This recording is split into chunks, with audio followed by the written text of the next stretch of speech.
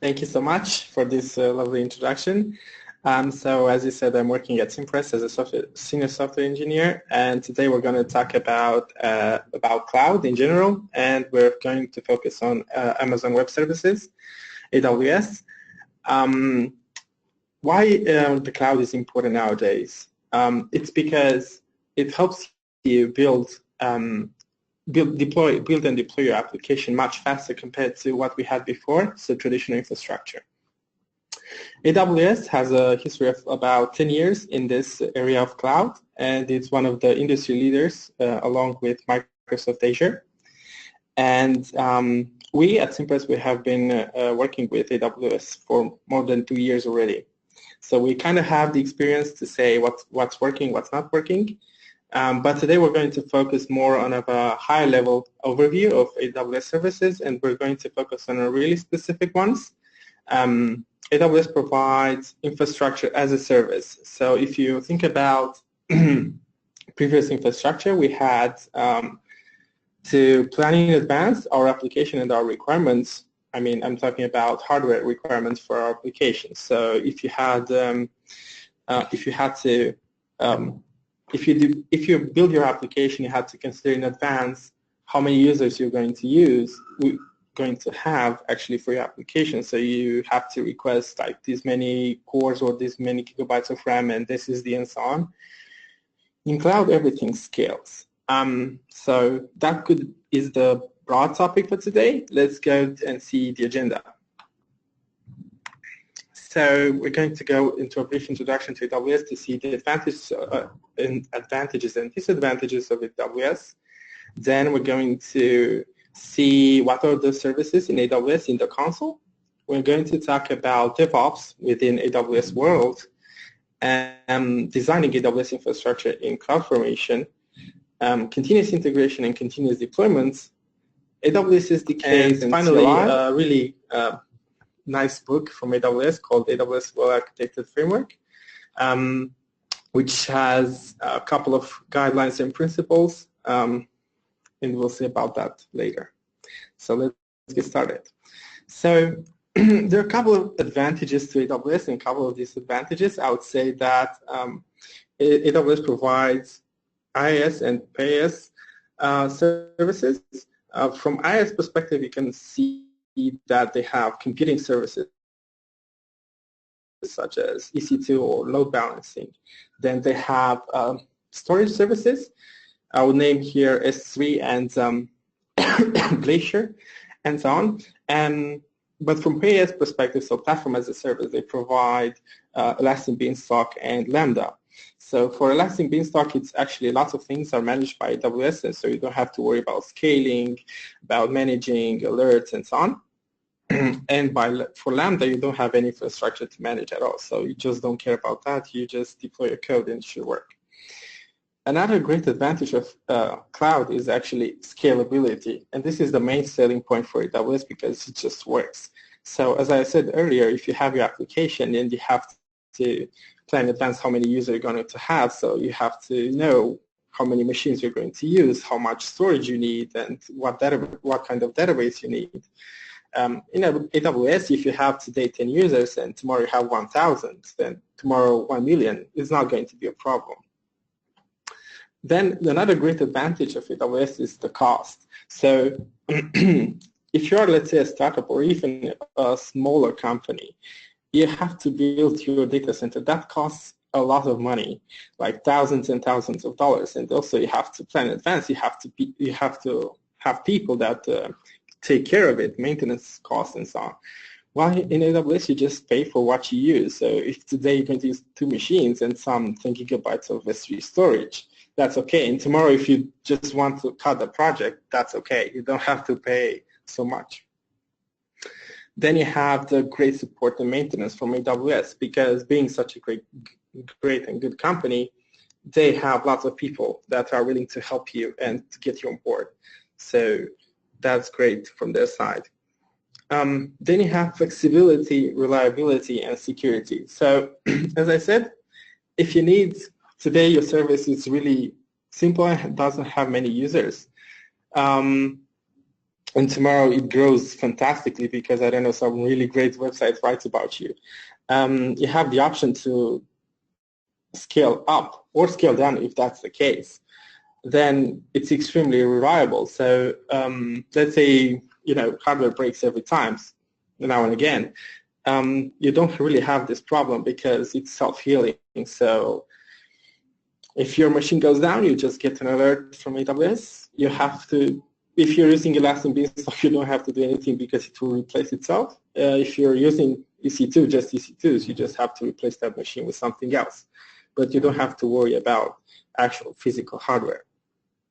And talking about security, I think it's self-explanatory since AWS really has this covered. There are a couple of disadvantages as well, because being a software developer doesn't teach you how to deal with all of this DevOps, how it's called nowadays. So you have to, there's a really steep learning curve for AWS. Because they have so many offerings and there's so many options and so many settings that you have to know. But once you know them, it's just great. So there's this learning curve that you have to be careful about. And there's also, you have to build some skills in the software engineers or the software developers that you have in order to work with it. Another kind of disadvantage is that you have to actually commit to AWS specific technology. So if you go beyond IS and move to PS, then you really have to, your application will have to be designed or will have specific configuration that is really specific to AWS. And if tomorrow you would like to change your cloud provider, or if you'd like to change the, then there's lots of things that are changing.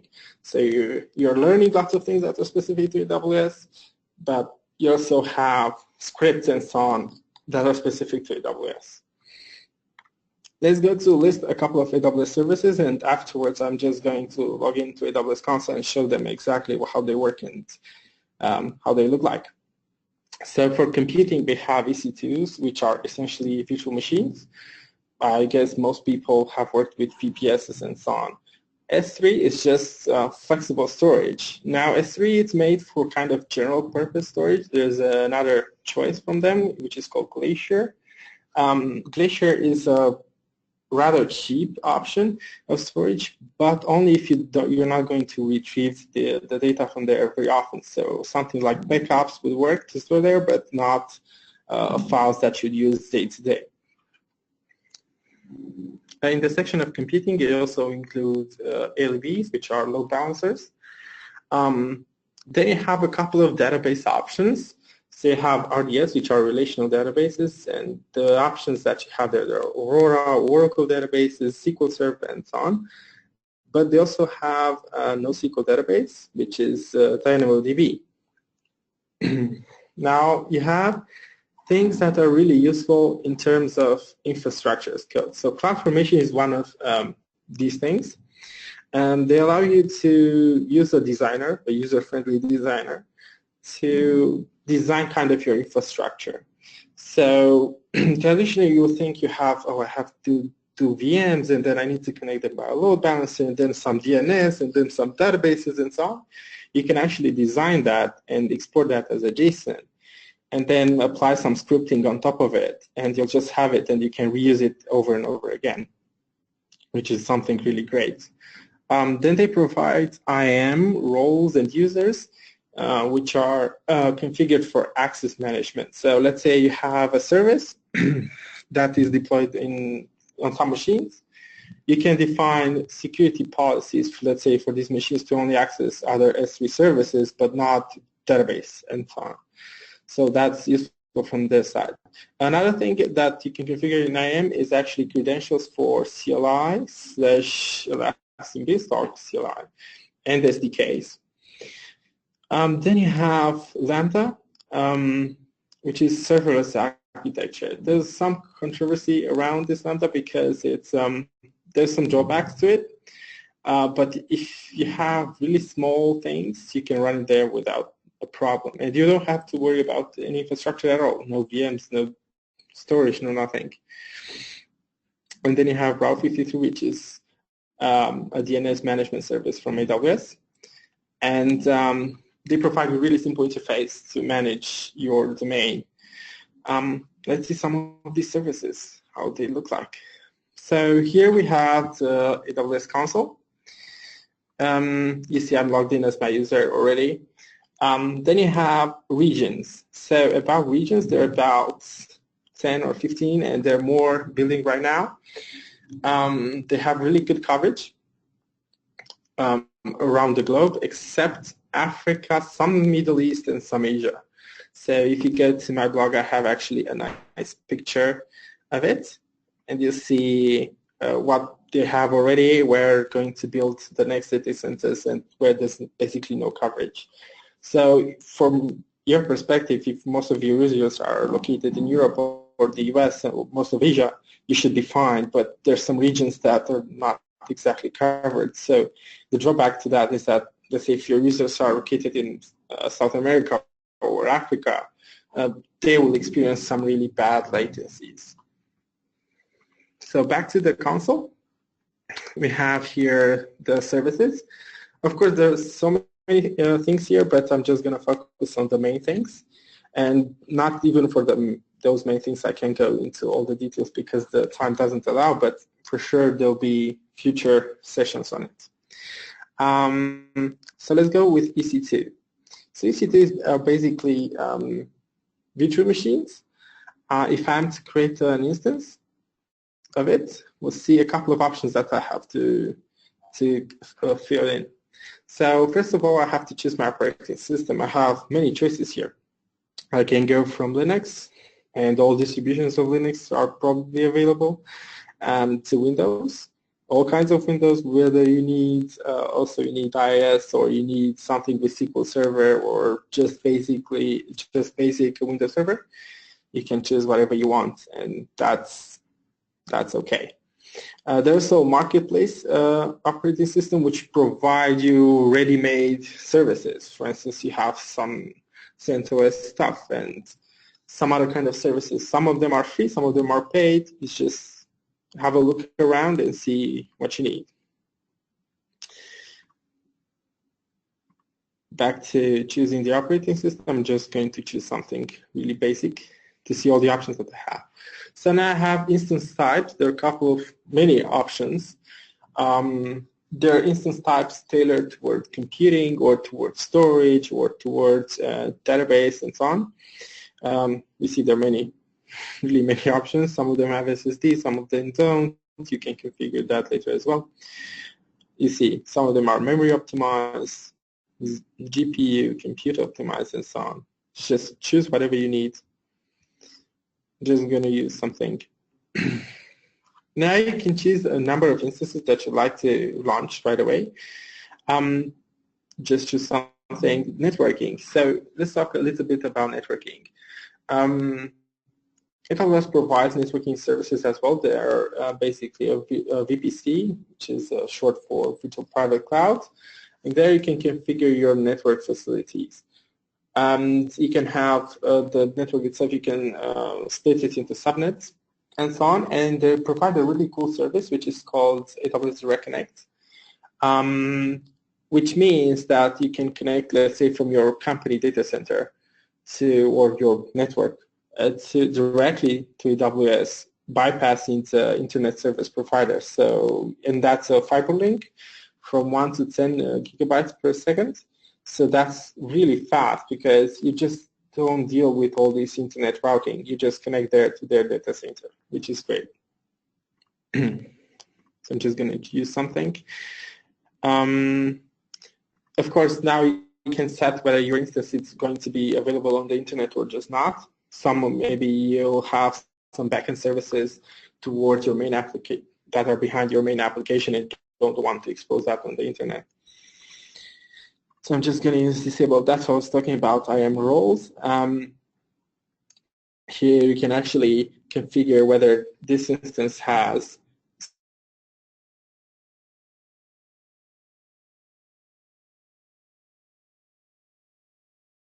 some permissions to add. We're going to talk about. Have a protection against accidental removal of the or termination of the instance. So if you click shut down on the instance, will it terminate or just stop? So I think it's safe to stop. There's monitoring, which is really cool. I've seen it. They provide you metrics that you can afterwards create alerts on. So if you can monitor for the CPU usage or memory usage, and you can create an alert. Oh, this machine is about 80% memory, and then there's something wrong. Then the tenancy, you can choose to run your instance on shared hardware, or you'd like a dedicated instance. The difference is that shared hardware means that it's going to use the same hardware that other people are using, so it's basically VPS. Or if you want a dedicated instance, that means that all the hardware is reserved only to you, so other people can't actually use it. And now if you want to configure something on your network, maybe assign an IP already or not, depends on you. And this you can to have bash scripts to configure your machine before it actually starts. So for instance, I've used this in the past to domain join a machine, for instance, or just install some software before it actually runs. So let's say your service is running some really specific, is targeting a really specific version of Java, you can install it right away here. Or maybe other things that you'll need on Linux or even Windows. So for Linux is bash, and for Windows is PowerShell.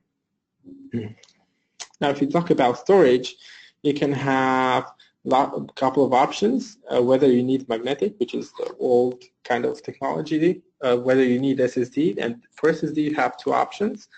General purpose SSD, which is basically SSD, normal SSD.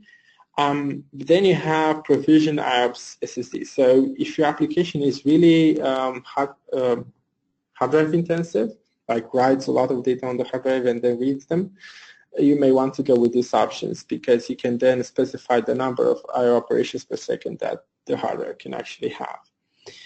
I'm just going to use something.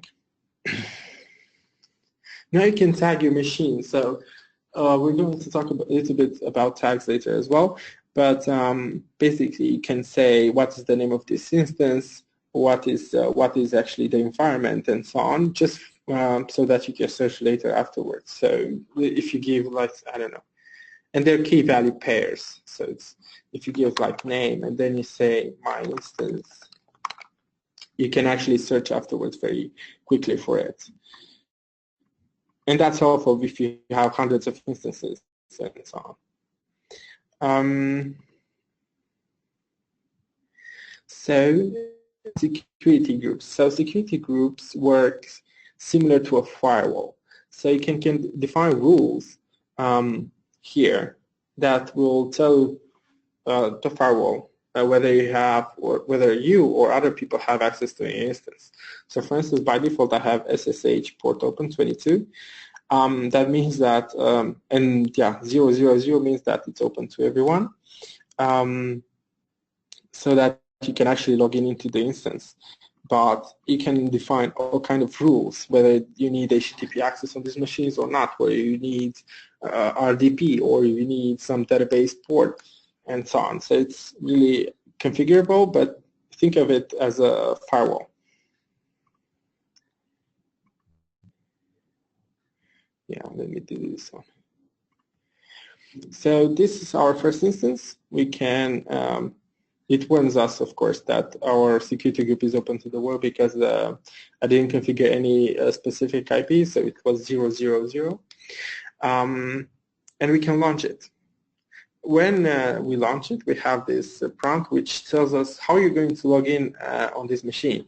So you have the option either to create a new SSH key or just use an existing one. Since I don't have one here, I'm just going to use it. I'm just going to create it and download it, and it will be okay. Launch instance. So your instance is launching. If you go here, you're going to see the instance. Now, remember, I told you I tagged the instance, so I already have another one. And if I search for it with the name is going to show me just that instance, which is great. So here you can actually see all the configurations that we've made, and it will be ready in a couple of minutes. So that's about EC2s. Now, what I want to show you here is also the load balancer part.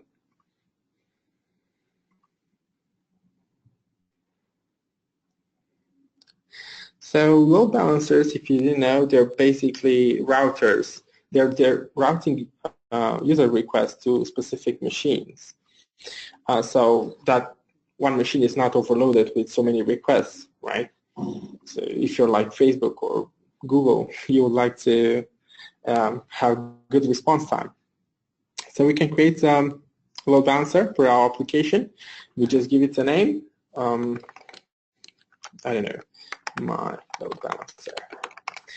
And now you can choose whether this load balancer is internet facing or internal. As we've seen this on the machines as well, we can define load balancers that are open to the internet or just some backend service. So let's make it internal. Now listeners are actually tells the load balancer on which port to listen. So whether you have HTTP or HTTPS or something else, it's totally up to you. Then we can choose the availability zones. So this is, again, network configuration. So by default, Amazon provides a virtual private cloud with 3 availability zones, so 3 subnets. Ideally, you would like to have at least 1 machine in each availability zone. So in case one of them fails, the load balancer is going to reroute all the requests to the other healthy machines. And then again, we can tag our load balancer.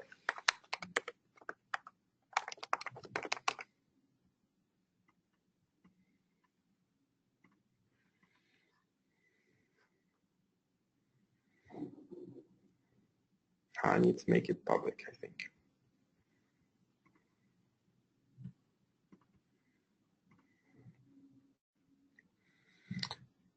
Yeah, it prompts me to use an HTTPS load balancer.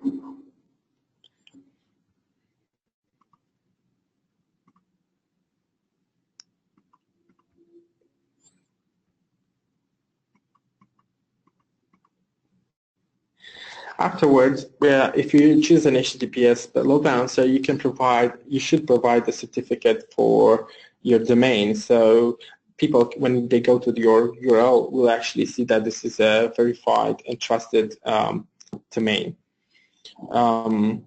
Yeah, since I don't have a certificate, I can't actually go further than this. But afterwards, what you have is security groups. So again, firewall rules.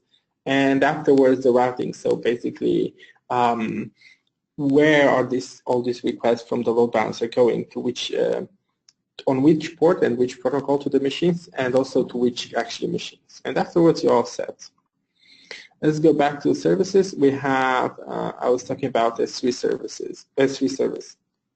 So actually, those are organized in buckets. And let's say, create another bucket. The bucket name must be unique, so my bucket. Then you can choose the region where your bucket to be created, one of the many regions that AWS have. And go next. Sorry, this is.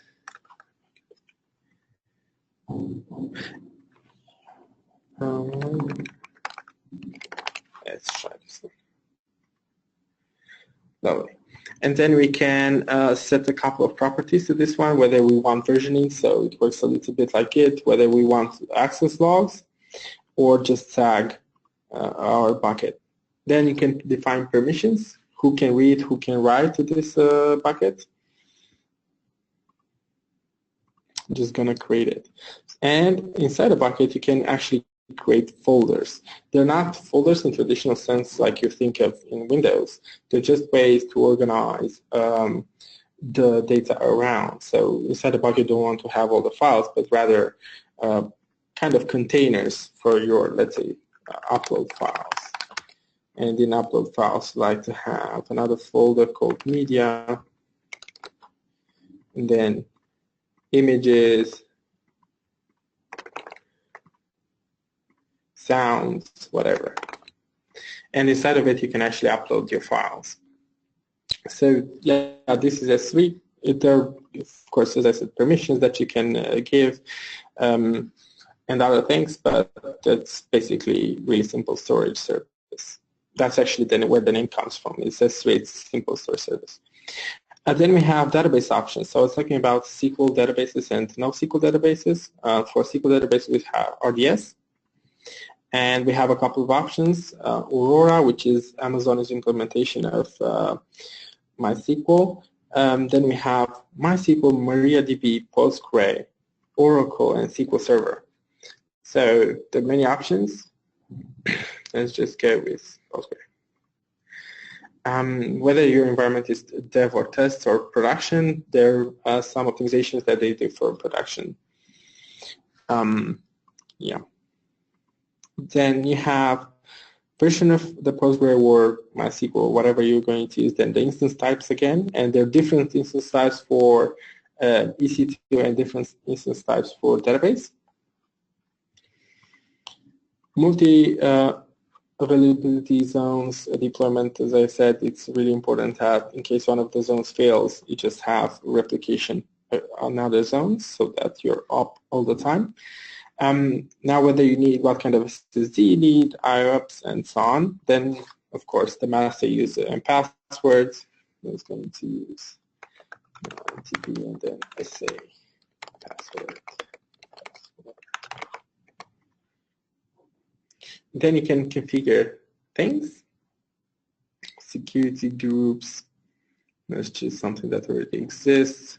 Whether you need to make your database public or not, I do really recommend to make database public, but up to you.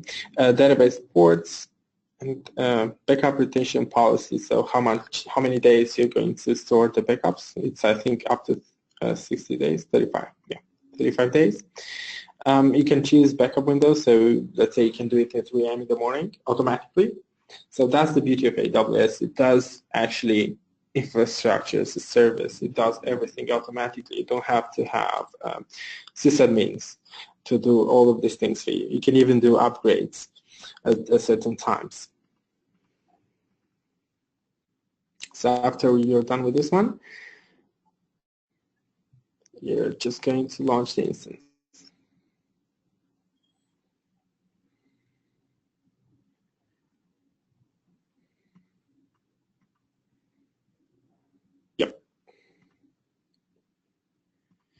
And then you'll see your instance here. It's creating. It will take a couple of minutes, 5 minutes typically, and you'll have it ready.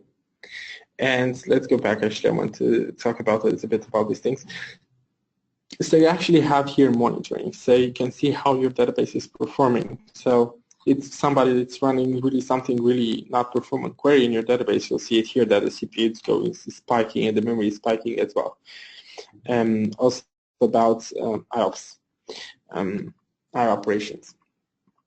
So here you can see the configurations that we have just set for our database. And yeah, that's it. Then you also have the option of NoSQL, which is DynamoDB. It's really simple. It's basically creating tables. Table. Then you have partition keys, which are indexed kind of. And store key. Unfortunately, I don't have a table, but I'm just going to create one now. And then you have to be created immediately, and then you can just insert here everything that you like, whether it's JSON or some other things. It's just going to work. Yeah. However, keep in mind that you shouldn't really actually use this for structured data because it's going to be slow compared to SQL. So that's one thing to keep in mind. If your data is structured, just don't use NoSQL. It's obvious. Let's go back to the presentation a little bit. So let's talk about AWS in the DevOps world. We have here a couple of things. We have infrastructure as code, CloudFormation, code deploy, Elastic Beanstalk, OpsWorks, and other things. I'm going to focus a little bit on Elastic Beanstalk and CloudFormation here, because Elastic Beanstalk is really the thing. It's a platform as a service. So we've talked so far about EC2s and Elastic Load Balancers and S3 and all of that. However, in Elastic Beanstalk, you can actually use all of this combined, and it's self-managed and it's self-healing and it's scalable and everything. And CloudFormation, I'm going to use it just because it's a way to actually configure Elastic Beanstalk or any other kind of infrastructure. But since Elastic Beanstalk is so complex, it actually, you can visualize quite easily what I'm talking about. So I'm going back to the console to show you a little bit. So I'm going to start with CloudFormation to understand what's going on. So I was saying that you can actually design the infrastructure. So let's see, I'm going to make this a little bigger. Yeah, I already have something designed already, but I'm going to show you what else you can do. So on the left side, you have resource types. So as I was saying, you can actually design any kind of infrastructure you want. So if you want to connect some database clusters with some EC2 instances and then put a DNS and then so on, you can actually do that from here. You save it as a JSON, and afterwards you can just apply some scripting on top of it, change the instance types if you need more power or more performance, and you can reuse it all and over again. So in this example that I have here, let me make it a little bigger.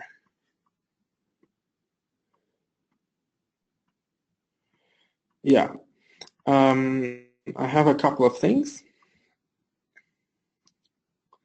So I have actually an Elastic Beanstalk application. And then inside this Elastic Beanstalk application, I have actually 3 environments. So 1, 2, 3, typically for test stage and production. And then with some configuration for these environments, like what are the instance types, what is the hard drive, everything that we talked about, EC2 instances, and then about the load balancer, and then maybe S3 and maybe database. And then on top of that, I have some DNS management. So for this environment, I want to have a beautiful name, because you'll see when I create an Elastic Beanstalk application, they give us a load balancer kind of name, but it's not really pretty, and you wouldn't like to use that or to share that with your clients. So you just want to do that, and it works automatically. Yeah, and you can, as I said, you can add from the left side if you want other things as well. Like if you just want an instance, just drag and drop. It just works. And afterwards, you just can just save it, and that's it. And then actually, in order to run this, so there are 2 options. You either use the CLI to create this infrastructure, or just create a stack and use the template from here. Either design it on the spot, or just select one of the stored ones, or just upload your own template, as I have one. So that's about CloudFormation. Of course, there are so many things about there. It deserves a talk on its own, but just an overview of it.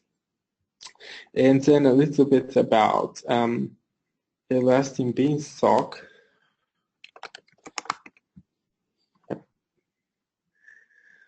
So I already have an Elastic Beanstalk environment. I'm just going to create another one to talk you through it. So you have the options of web server environment and worker environment. They make this separation because they want to separate the web server, which should be really thin and really performant, so that your users do not have to wait from some really background task that they have to run, and it's really slow. And then you have the worker environments, which is more geared towards this asynchronous, low performance tasks. So I'm just going to use something like web server. Now they have a couple of platforms that you can use. They have Node.js, Python, PHP, Ruby, .NET with IIS or not, Java, Go, and so on. And you can just use something. You can also use Docker, which is the new cool thing. Let's go with Node.js. Then you have the environment can be single instance or with a load balancer and auto scaling. Now, if you want to use this environment for test, you can go with a single instance, there's no problem. But if you are into production, then I really recommend the load balancing and auto-scaling. Here you can choose your application version. This is a really sample I'm going to use, or you can upload your own. Now there's CLIs and SDK that you can actually use in order to deploy applications. So you can create a script in Python or whatever language you want, or .NET, even Java, whatever, and you can use it to deploy your application. Your application should actually contain, it's a zip, and it will be uploaded to Elastic Beanstalk, and the Elastic Beanstalk will take care of it from that point onward.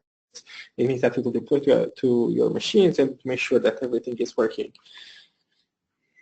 So I'm going to use a simple application. Now you have a couple of deployment strategies. You can go to all at once. That means that all the instances that are going to be used in this environment will be deployed all at once. That means that you'll have downtime, and that's really not something that you'd like to have. However, it's probably the fastest since all instances are deployed at the same time. If you go with rolling, there are two options for rolling. You can go traditional rolling. That means that you can do a number of instances or a percentage of these instances at one time, whether it's fixed or a percentage. That means that you can deploy half of your fleet. And let's say you have 4 instances, you can deploy 2 at once or 1 at once, whatever you want. That's obviously much slower, but you have the advantage of actually being online all the time. Then you have rolling with additional batch. That means that before actually deploying to new instances, new other instances will be created and the application will be deployed there first, and then some old instances will be terminated and replaced with these ones that were just deployed to. And then immutable would mean that it just destroys everything and recreates everything with the new application. That's really not ideal because you have downtime. So let's go with this option just by default.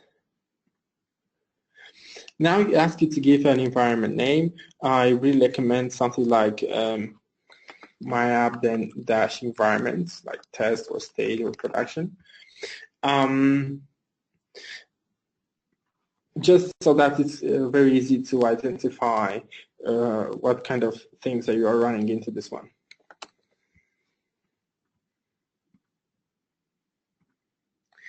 You can create additional resources. As I said, this is Elastic Beanstalk really take care of everything. You can create either an additional RDS or not. It's totally up to you. If you do it, you'll have a RDS configuration tab, or you can create this environment inside of VPC, which is probably what you want. As I was saying, you can choose the instance type that you want. You have as many options as we have seen in the first part, BTC2s. Again, how you're going to log into all these machines. Now, the email address, it's important because you'll get notifications if you want about anything that are happening to your environment. So whether it's breaking or it's deploying something or it's unhealthy, that's all about that. Then your application should have a health check endpoint so that the load balancer can know whether this application is up and running or not. Again, the deployment strategy, cross-zone load balancing, this is something that I'm not going to talk about now because there are too many options. Health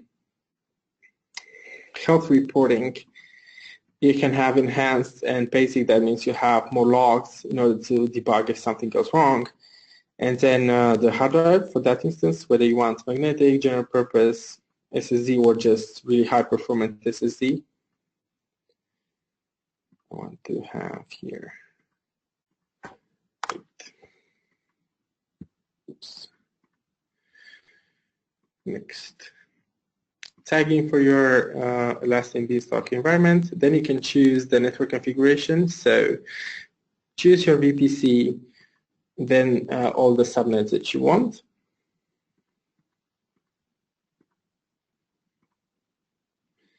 Permissions, again, IAM roles. You can define whether this environment has access to other AWS resources, whether there are instances or S3 storage or database or something else. And then you're ready to launch.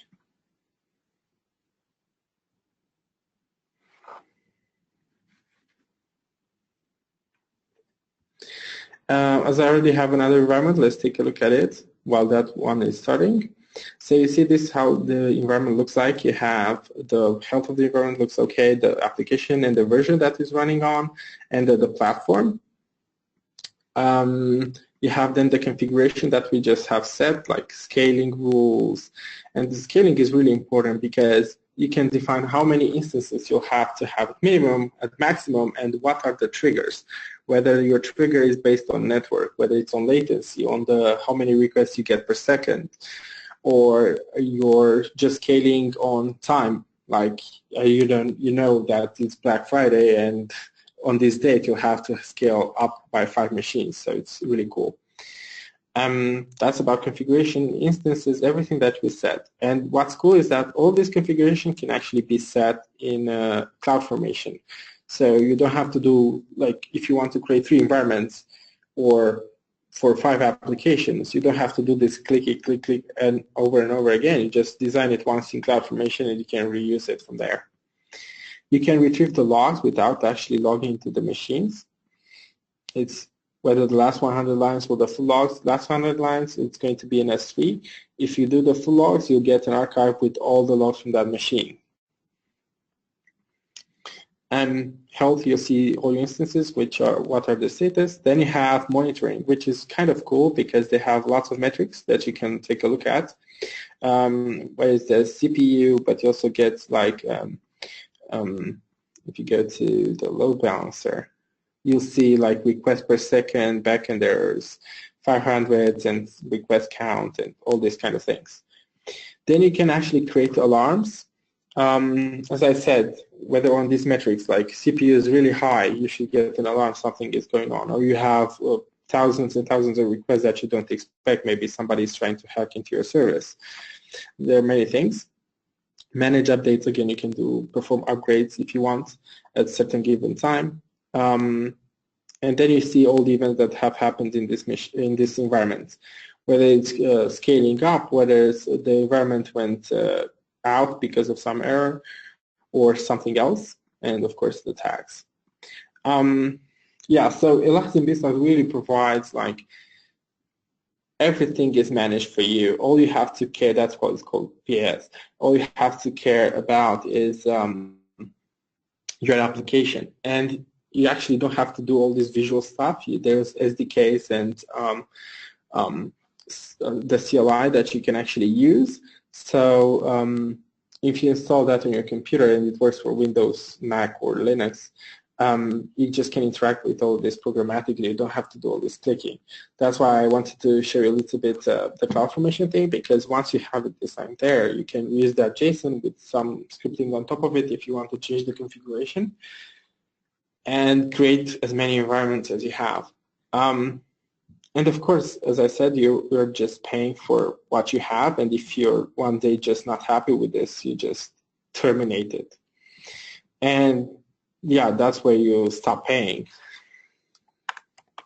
Default environment. Yeah. Let me go back to the presentation. So let's talk a little bit about the SDK and the CLI. They have really good support for all the platforms. So I've been also working a little bit with Azure, and what I've seen is that from SDK and CLI perspective, they're not as good as AWS. However, their interface is way better. So it seems to me that AWS has focused more on the programmatic access rather than on beautifying the interfaces, while Azure has focused itself more on the interface rather than the SDK. So you have any kind of platform you want supported, we'll see in a second. They have really good documentation. Again, the UI is not perfect, but you can find everything that you want. It's easy to interact with, so it's easy to configure and interact with it. And then it's really cool for deployment. So if you are in a continuous development, continuous environment, as we are at Cimpress, we have scripts written in whatever, whether it's Python or Ruby or whatever you want, that actually take your application from your source control and deploys when you merge your pull request, when you create a pull request, and run tests against it. So it's actually cool that you can script everything and you don't have any manual processes. So if you go to the SDK, here you see all the options that they have. It's, as I've listed some of them there, you have everything. And if you go to documentation, you just find anything that you want. Like API reference, whether you want a developer guide, everything is in here. And you can search for, let's say, I don't know, you want something about this. And then you see how you're going to interact with this API. And it's really simple, right? So I encourage you to read and start using it, because nowadays cloud is the de facto standard of deploying applications, rather than, oh, we are going some traditional infrastructure. It doesn't scale, it doesn't heal, you have to pay a lot to maintain it, and AWS just works. Finally, I would like to show you this lovely book, which is called AWS Well Architecture Framework. Yeah, it's 7-8 months old, but I think they're updated constantly. They have a really good structure about how you're supposed to use AWS services. So it's also, I have written a blog post yesterday about it, about AWS in general, and it's also listed as in the final words, and it's in 5 pillars, and I encourage you to read about it. And of course, there's lots of things, as I said, about AWS. There's some steep learning curve, but I encourage you to start using it, because this is the future, and it's not going back. I think that's about it. We can go and take some questions now if you have time. And of course, I'm open to answer any questions afterwards as well. So let's see the questions. Moshin Khan asked about what is Lambda. So Lambda is actually serverless architecture. So let's go to the portal itself, and I'll show you really quick. It says even run code without thinking about servers. So you have to design your application in kind of a really specific way. But after you have it, it just runs on some triggers, whether it's some API call that somebody's doing, or whether it's some logging. Let's say you're processing some logs, so it's triggered based on a new log entry. Let's see, let's take a Lambda thingy. So yeah, that's the trigger. So you see you have a couple of things. API gateway is a way to actually design APIs in AWS. And so whether it's an API call, as I said, IoT, Alexa, CloudFront, so as I said, and Cloud Logs and CloudWatch, logs. So if you have a log, you can go from here, filter name, filter pattern, and then, yeah, you have some code that is run on some trigger. That is the thing with Lambda. There's some limitations, however. So your Lambda can't execute for more than 2 minutes, and can't use more than 1 gigabyte of RAM, I think is the limit right now. But other than that, you just don't care. Let's see another question.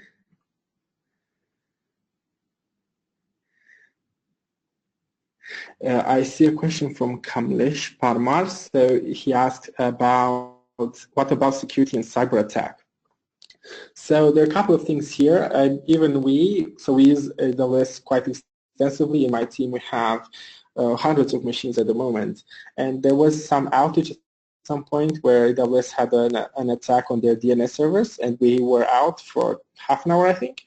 So that's something that we have absolutely no control over. But there are some things that we have control over. So as I was mentioning, as I was explaining to security groups, those act as firewalls. So let's say you're opening the SSH port, you don't want to open that to the whole world, but rather only to yourself. So that's a thing that you can actually control. But when it comes to actually DDoS or yeah, as I said, DNS attacks on AWS, that's on them. And they have really good support. So if you go here to support, go to support center, you can create tickets, and there's you can prioritize this as you think, like this is an emergency and they have to do something, or it's something that can wait. Let's see. But I don't have your technical support. Yeah, because this is a really basic support. But if you have the premium one, you can actually say this is emergency and they have to do something, and they will do it really quickly. So they're quite responsive. Let's see, another question. What algorithm? So Manu Sharma asked about which algorithm does load balancer use to distribute load. So as far as I know, it's actually round robin. So it goes first request to the first machine, second request to the next one, and so on. It's not really something complicated. Speaking of which, I also want to show you briefly the RAW53, which is the DNS management, which has some similar functionality about routing. So I have a domain here. I can actually create another record set, and I can actually use this as a load balancer. So let's see if I want to use me.mydomain.com, and I'll enter 10, 10, 10, 10. I have the routing policy, so I can use here weighted routing policy. Let's add more values, right? 10, 11, 12. 13. So simple would be the round robin, right? The first request goes to the first IP, second request goes to the second IP, and so on. Where then you can have weighted routing, or you can have latency. So the first, let's choose a region. The first machine that responds has the fastest response in respect to the client it will go to.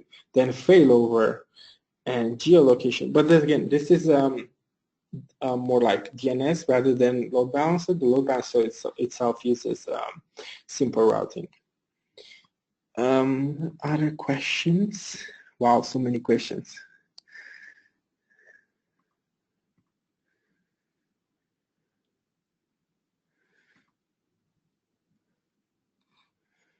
If I have, wow. So this is a long one. Let's see. Ramesh Tupakula, I hope I'm not misspelling your name. You're asking if I have a domain purchase from GoDaddy, where can I map a web application running on AWS to the domain from GoDaddy? And how about this as a certificate support that I purchased from a third-party vendor, configured on GoDaddy, mapped to the app on AWS? So I'm assuming you're saying something like you have your domain in GoDaddy, you have your SSL certificate there. How are you going to use that map to AWS services? So assuming that you have DNS management in GoDaddy, and I know that they have, you can actually do something that I'm doing kind of here. You just defined the domain, and you just put some IPs here, which are AWS IPs.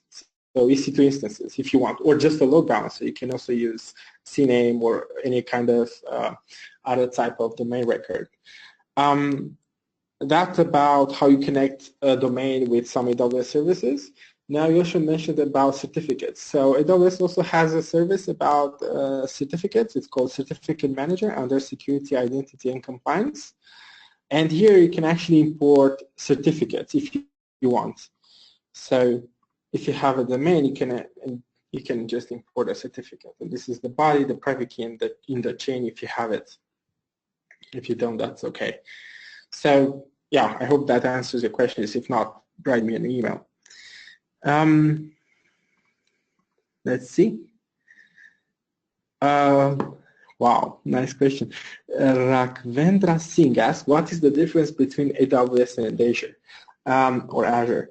So there's actually no functional difference. They're both leaders in the cloud technology compared to other people that are doing cloud. So there's also Google, but Google is really weak in this field. So they're actually competitors. So whether you use AWS or Azure, it's really up to you. They provide similar services, so there's no functional difference. I'll answer this question because I think it's important. So I see Debapriyasen as the question, what should be my first step in learning AWS? So I think you can start by looking at some tutorials, or there's some YouTube tutorials as well from AWS too. Take a look at this book that they provide, so the well-architected framework, and just do something. So create an account. It's free of charge. There are free things that you can use from AWS, like Nano instances, which are like 500 megabytes of RAM and dual-core processor. And just create your first application and have fun. That's the way you do it. Just by reading stuff, it doesn't work. So I encourage you to start hands-on.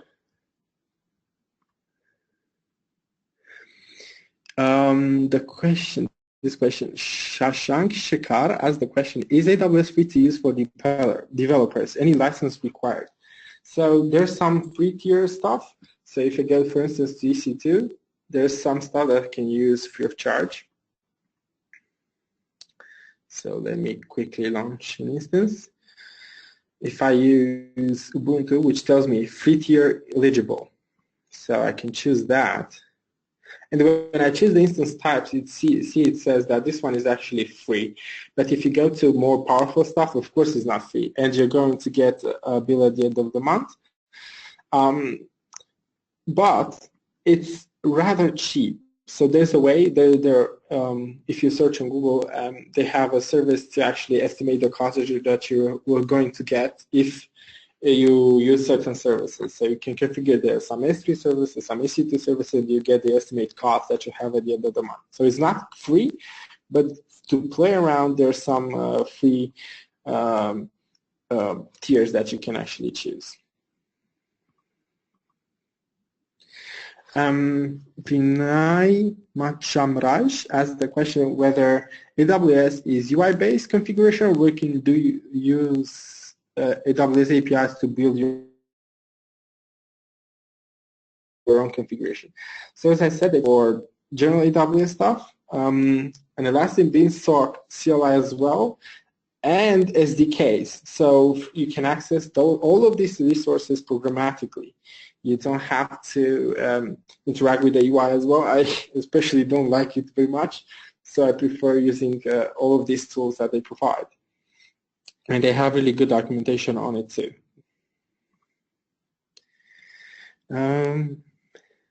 A question from Brijesh Singh. He asked the question whether AWS support both protocols, HTTP and HTTPS. Yes, they can, and they can do even TCP and other crazy stuff. So there's no issue.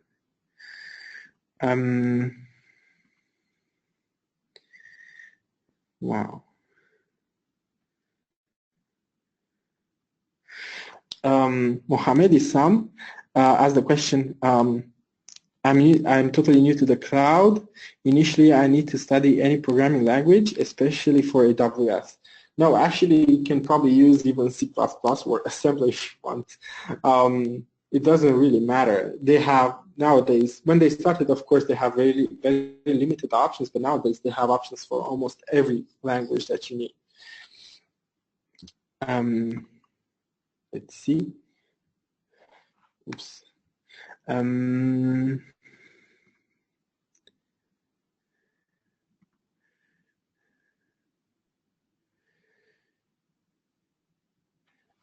Somebody asked the question, so Shankar Dolin, this is the last question, I think. But of course, you can still email me if you have further questions. And of course, read on my blog about various AWS topics.